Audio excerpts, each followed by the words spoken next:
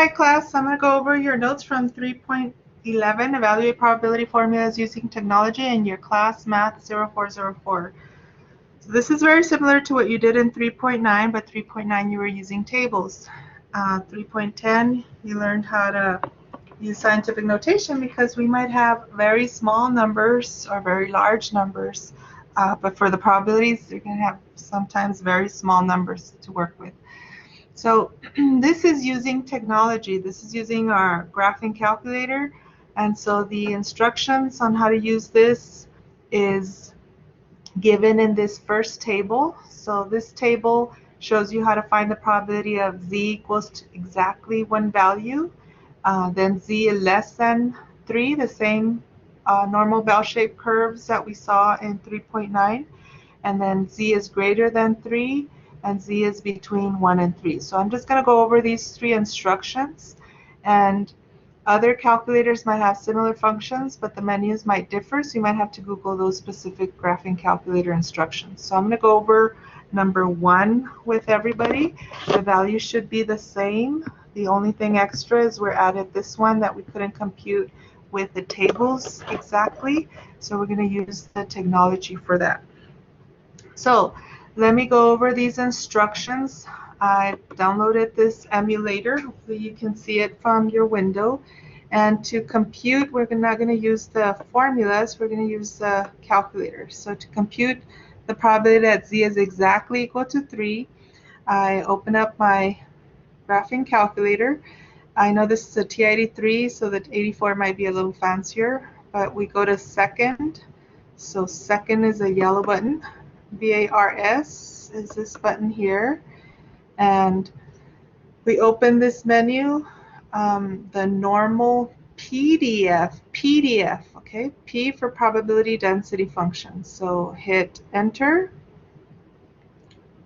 I have to move this a little bit higher so you can see the enter. There we go. Then we type the value x equals to 3 because that's what's in the probability value, 3, comma, 0, that's the mean, comma, 1, that's the standard deviation. We close the parentheses and hit enter, and we get approximately 0.0044, and it keeps on going. So that's how we compute the exact probabilities for z is equal to a given value using the TI-83 or 84. Now let's try the second one. If the probability that z is less than 3, I'm going to move this a little bit up so you can see the instructions. So this is the probability that z is less than 3. Again, we go to second, VARS. Now we use normal CDF. Now it's a cumulative density function, so it's everything to the left of 3. So we hit enter, and we want the lower limit to be something very small, like from negative 10,000, comma, to 3, because it ends at 3, comma, 0, comma, 1. Close the parentheses and hit enter.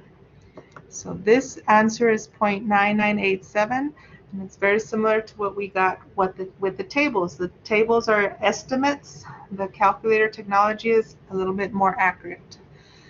So again, if I wanted to find this value, that would be 1 minus that answer. I can go second and that A and S here, and that's going to subtract 1 minus 0.9987. So this should be my answer for this probability that z is greater than 3 values. But let's try this using the instructions here. So we go to second, VARS, scroll down to normal CDF, normal cumulative density function.